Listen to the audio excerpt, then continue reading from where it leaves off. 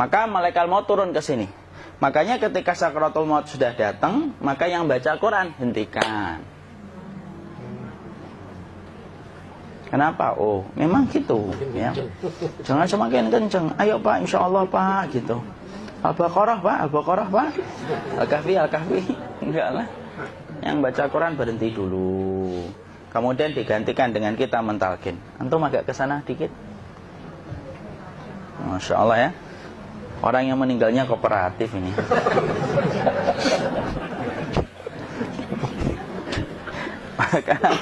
maka agak ke sini ya. Maka disunahkan kita untuk mentalkinnya. Nanti ketika mentalkin jangan terlalu sering, jangan terlalu membebani. Jangan terlalu sering itu la ilaha illallah, la ilaha illallah. Tidak gitulah. Berat nanti dia ngerasakan. Di situ Imam Qurtubi juga menyampaikan, jangan terlalu sering karena itu memberatkan dadanya. Jadi ketika mentalkin, saya sampaikan, boleh diganti atau enggak Ustadz? Enggak lah, talkin itu ibadah. Ibadah itu tauqifiyah. Tauqifiyah itu enggak usah diganti. Karena Rasulullah mengatakan, lakinu ala mautakum la ilaha illallah. Talkin orang yang meninggal di antara kalian dengan la ilaha illallah. Enggak usah diganti Allah Ustadz yang lebih singkat, lebih pendek. Enggak usah. Subhanallah Ustadz, enggak usah. Kenapa? Karena talqin sudah ditetapkan ucapannya oleh Nabi, begitulah kita mencontohnya. Jadi tidak usah diganti. Cara mentalqin, jadi kalau keadaan sudah tenang, tolong kalau sudah sakaratul maut jangan ditinggalkan. Karena sesungguhnya pertempuran setan itu pada detik-detik kematian semacam ini. Dan betul-betul berusaha untuk menjadikan dia murtad. Nanti makanya di situ di buku nanti dibahas kan, pertempuran setan itu sampai detik-detik orang mau mati itu sudah ayo kufur, murtad aja tuh, kamu sakit kan? Nah, itu kayak gitu. Makanya jangan ditinggal. Capek gitu kok nggak meninggal gitu ya. Udah gantian mas.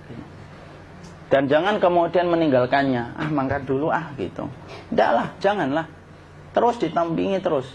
Kalau bisa ya sudahlah, berikan waktunya kita untuk sementara waktu itu betul-betul berkhidmah kepada orang yang kita cintai terakhir kalinya.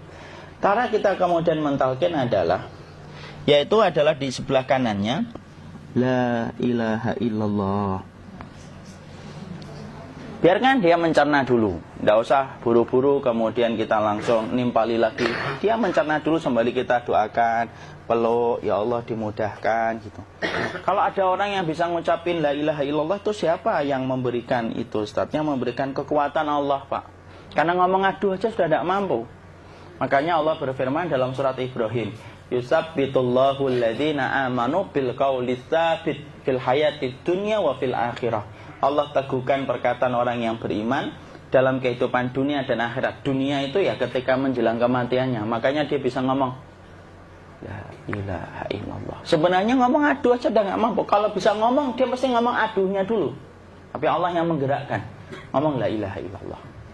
Makanya mangkana akhiru kalamihi la ilaha illallah dakhalal jannah. Barang siapa akhir kalamnya itu adalah la ilaha illallah, pasti masuk surga. Makanya kita lagi la ilaha illallah. Dah. Cerna dulu. Enggak usah minta diburu-buru ya. Enggak usah gini. Ayo la ilaha illallah. Ayo.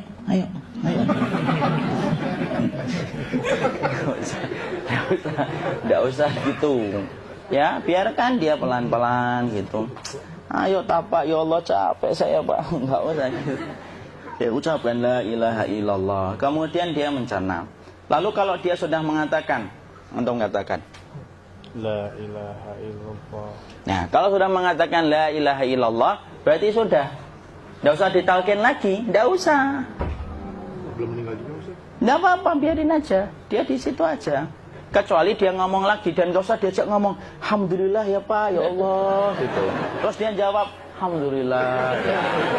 Itu berarti ucapan terakhirnya alhamdulillah. Atau ketika habis ditalkin la ilaha illallah, dia ngelihat air. Nah itu berarti ucapan terakhirnya air. Talkin lagi, nggak usah marah. Aduh Pak minta air. Mau minta air nanti aja dikubur gitu loh. Jangan gitu. Biarin aja, jangan kemudian setelah la ilaha illallah La ilaha illallah. Terus, ayo tutup, awas ya ngomong lagi ya.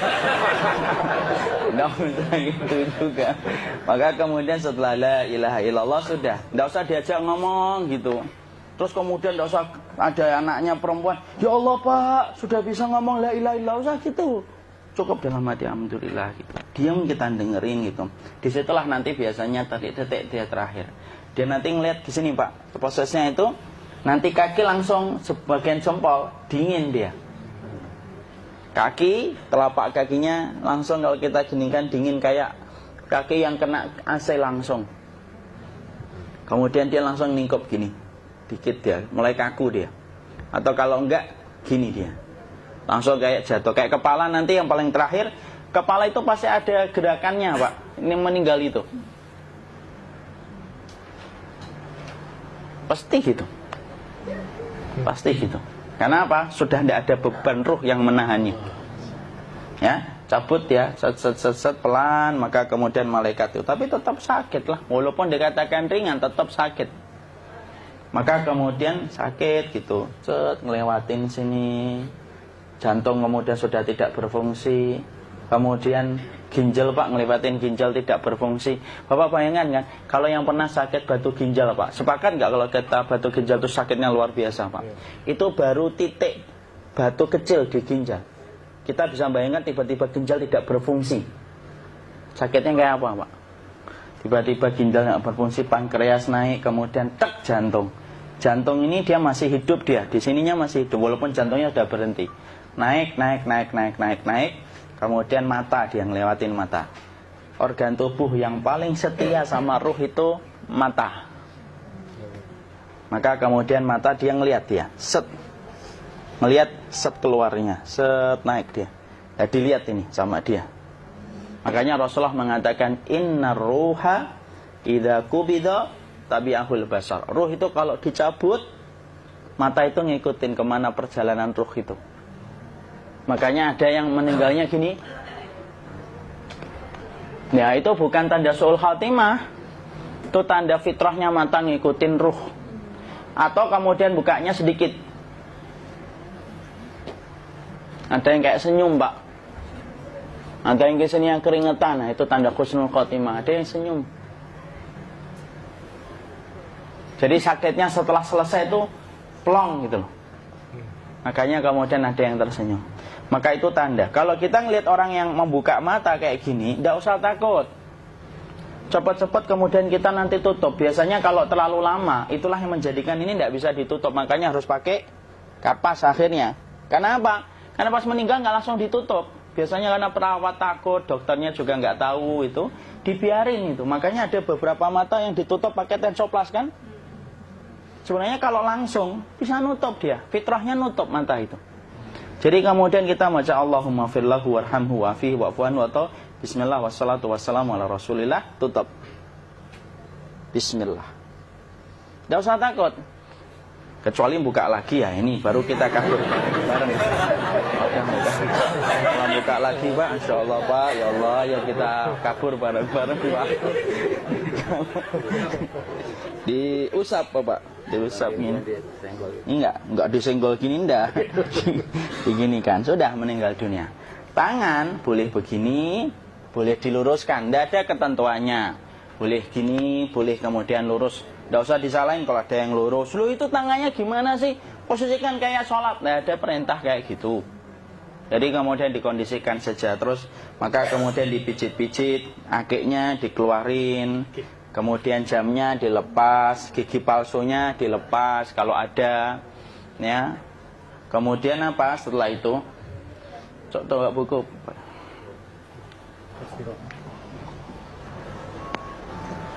Kemudian kalau bisa awal-awal, kemudian taruh buku atau sesuatu yang agak berat di perutnya ketika baru meninggal dunia. Kenapa kemudian ditaruh kayak gini? Bukan apa-apa, supaya membantu sisa-sisa pencernaan dia untuk keluar. Nanti Pak, biasanya kalau kita taruh agak yang berat gini, atau kemudian kita gini-gini kan, ini udah makan belum Maki? Udah makan belum makan kok udah gede ya? Maka pencet-pencet kayak gini biasanya nanti ketika dimandikan, nah pas dimandikan diginikan saja.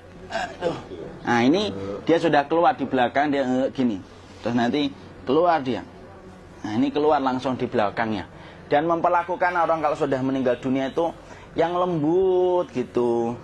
Kenapa? Inna kasra admil mayyiti kakasri admil hayyi. Mematahkan tulangnya ketika orang sudah meninggal dunia itu lebih dia rasakan sakit ketika mati daripada ketika masih hidup. Tuh Islam itu sampai sama orang mukmin itu kalau sudah meninggal aja sampai selembut itu. Kok hidup kasar itu kebangetan dia jadi orang itu. Mau sampai orang mati itu kemudian disuruh yang lembut, kalau ada aib disuruh nutup, tidak boleh diceritain. Misalkan di belakangnya beliau ini ada tompel, gagah-gagah tompelnya gede gitu, tidak boleh cerita. Masya Allah loh, sampai segitunya sunnah itu ngajarin kita untuk nutup aib. Kalau ada orang belajar sunnah sukanya buka aib, nyari-nyari kesalahan orang, sunnah yang mana dia pelajari itu saya bingung. Makanya kemudian gini, setelah selesai maka kemudian tutup dengan kain. Maaf ya, ya. Ya. Nanti kalau nggak kuat napas ngomong ya. Maka ditutup kayak gini, ditempatkan kemudian jangan di tanah tapi di atas dipan. Karena apa?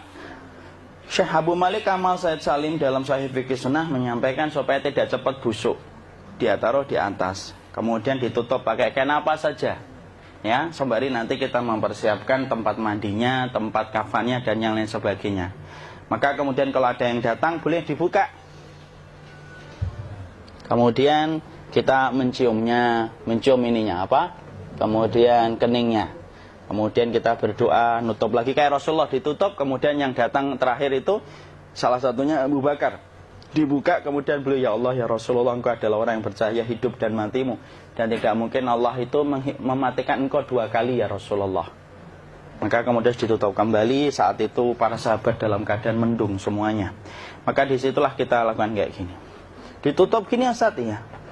Kasihan tidak bisa nafas, insya Allah tidak butuh nafas lagi. Jadi kemudian kita semacam ini kita persiapkan apa yang bisa kita lakukan.